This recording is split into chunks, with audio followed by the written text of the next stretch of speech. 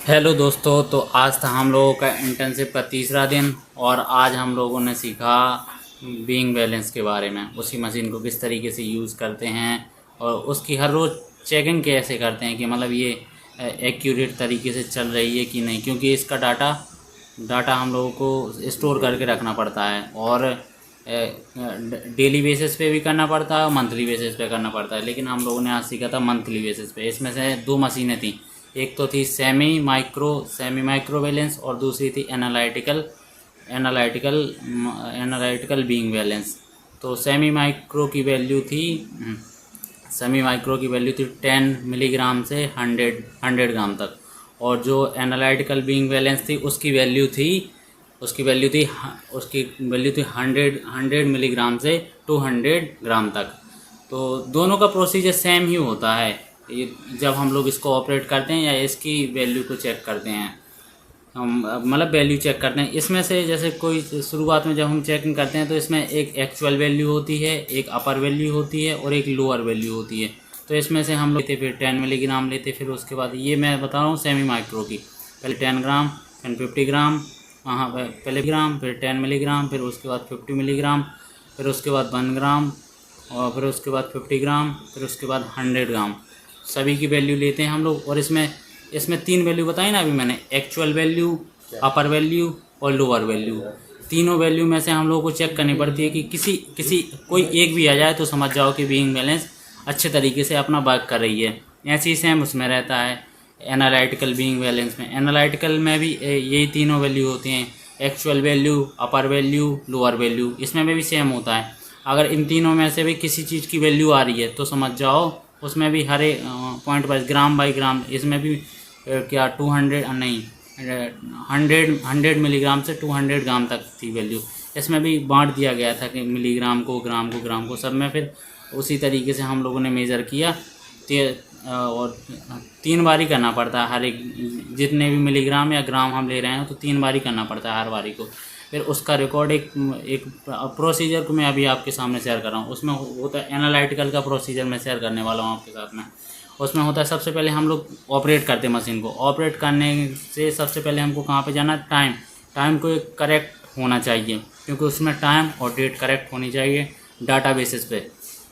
अगर उसमें 0.2 या -0.2 वैल्यू आ रही है तो समझ जाओ कि अच्छे तरीके से वर्क नहीं करेगी वो। इसीलिए हमको टेयर कर देना है। कोई सा भी सैंपल रखेंगे हम लोग बीइंग करने के लिए तो उसको हम लोगों को टेयर करना पड़ेगा तब तक कि वो ज़ीरो हो जाए, क्योंकि एयर वगैरह से वो उसकी वैल्यू थोड़ी बहुत ऊपर नीचे हो जाती है। इसी वजह से टेयर कर लो तो एक्यूरेट वैल्यू आती है। देन उसके बाद जो बबल होता है स्किन के जस्ट सामने, उसमें स्किन होती है एक नीचे को के मेजर करने के लिए हम लोग टच स्किन होती है। टच स्किन के जस्ट बगल में एक सेंटर होता है, और नहीं बबल होता है। बबल को हम लोगों को सेंटर में करना होता है। सेंटर में करने के लिए उससे ये पता चलता है कि हाँ हमारी जो मेजरमेंट हो रही है वो एक्यूरेट हो रही है, अच्छी हो रही है।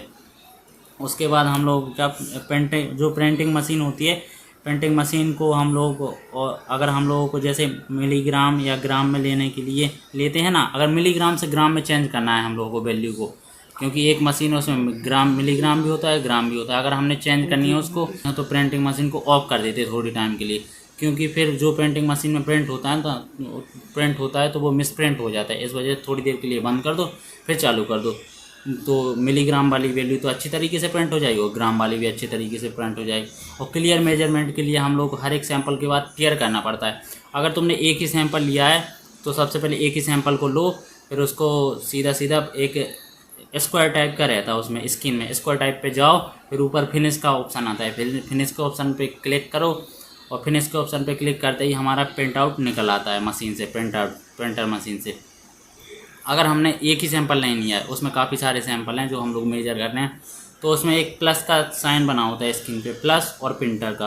तो उसमें जितने भी सैंपल हैं हम लोग सभी के सभी को मेजर करना है, तो उसमें प्लस का साइन रहता है। एक सैंपल रखो, फिर उसको निकालो, टेयर करो, फिर दूसरा सैंपल रखो, फिर इसी तरीके से करते जितने भी सैंपल हो टेयर करो, प्लस करते जाओ ऐसे ही। ऐसे प्लस करने के बाद उसमें और जैसे हमको सारी की सारी वैल्यू अब एक ही उसमें चाहिए प्रिंट आउट में, तो फिर उसी स्क्वायर टाइप का रहता है, उसी पे जाओ, फिर फिनिश पे क्लिक करो, तो जितने भी हमारे सैंपल है सारे के सारे उस प्रिंटर में निकल आते हैं डेली बेसिस पे। ये हमको डेली करना होता है। ये तो प्रोसीजर बता दिया कि जैसे कोई भी बाइल्स वगैरह हम लोग मेज़र कर रहे हैं कि इसका वेट क्या है, लेकिन डेली बेसिस पे भी ऐसा ही होता है। उसका रिकॉर्ड रखना पड़ता है हमको कि अगर कोई स्कॉट वगैरह आ गई या आगे के लिए कुछ डाटा देने के लिए, जैसे किसी कंपनी का ऑर्डर आता है ना, जो थर्ड पार्टी की कंपनी होती हैं उस पर ऑर्डर आता है, जैसे सिप्ला सन फार्मा कंपनी हो गई कि हमारा इतना वो बनाना है। अगर उनके में कुछ फॉल्ट हो रहा है तो ये बताने के लिए कि हमारी तरफ से सब कुछ क्लियर था, यहाँ से कोई सी भी मिस्टेक नहीं, इसलिए वो हमको रखना बहुत ज़रूरी होता है। और क्यूए वाले भी आते जाते रहते हैं, तो वो भी ये सब चीज़ें चेक करते हैं कि ये लोग अच्छे तरीके से काम कर रहे हैं कि नहीं कर रहे हैं, इसमें कुछ गड़बड़ी तो नहीं हो रही है। तो क्यूए वाले भी जांच करते रहते हैं। तो इसलिए हमको डेली बेसिस पे और मंथली बेसिस पे ये डाटा स्टोर करना बहुत ज़रूरी होता है। और अब हम आपको मिलाएंगे अपने सोहन भाई से। तो सोहन भाई क्या बताना चाहेंगे, उन्होंने क्या सीखा आज, कौन सी मशीन के बारे में अच्छे तरीके से सीखा। और एक और चीज़ मैं शेयर करना चाहूँगा इसमें। एक जो सर थे उन्होंने मुझे एक चीज़ और बताई थी, इसमें होता है सीफा और बीटा, सीफा सब्सटेंट और बीटा सब्सटेंट। जो सीफा सब्सटेंस होता है, सीफा सब्सटेंस लीगल होता है और बीटा सब्सटेंस इलीगल होता है। बीटा सब्सटेंस को यूज़ नहीं करते हम लोग। अगर वो यूज़ करते हुए या इंडस्ट्री में पाया गया तो सीधा सीधा कंपनी बंद होती है, फिर चाहे तुम्हारी वो करोड़ों की कंपनी हो, चाहे जितने की भी कंपनी हो। क्योंकि जिस चीज़ के लिए आप लाइसेंस लिया है कंपनी के लिए, जिस चीज़ का प्रोडक्शन करने के लिए तुमने लाइसेंस लिया है, उसमें केमिकल सब्सटेंस लिखे होते हैं कि तुम इन चीज़ों को यूज कर सकते हो और इन चीज़ों को नहीं कर सकते। अगर पकड़े गए तो सीधी तुम्हारी कंपनी बैन होगी, उसमें किसी का सपोर्ट नहीं रहता। क्योंकि इसमें सीधा अगर तुम क्योंकि मैं पेरेंटल में हूँ अभी, यही इंजेक्शन वगैरह में, तो अगर थोड़ी सी भी मिस्टेक होती है तो किसी इंसान की जान भी जा सकती है। इस वजह से बहुत सी चीज़ों का ध्यान रखना पड़ता है हमें इसमें। और अब हमारे सोहन भाई आने वाले हैं, वो बताएंगे अपनी दिनचर्या, वो शेयर करेंगे कि उन्होंने क्या क्या सीखा। तो सोहन भाई, सोहन। तो आज सोहन ने वही होट या रोगन के बारे में पढ़ता रहा, तो वो बोल रहा है इतना कुछ स्पेशल नहीं है उसमें, वही सब है जो कल बताया था। अब अगर और कुछ नया सीखता है वो कल को, तो फिर मैं उसको बुलाऊंगा उसको, और उसने क्या क्या सीखा वो भी बताएंगे। और अपने बिरजू भाई बोल रहे हैं कि मैं संडे टू संडे बताऊंगा कि मैंने प्रॉपर क्या क्या सीखा है। तो मैंने कहा चलो ठीक है, ऐसा कुछ करते हैं। फिर अगर आप लोगों की ये वाली वीडियो अच्छी लगी हो तो वीडियो को लाइक, शेयर और सब्सक्राइब करना ना भूलें, और कमेंट तो बिल्कुल भी करना नहीं भूलना है। ठीक है, टाटा बाय बाय, मिलते हैं नेक्स्ट वीडियो में।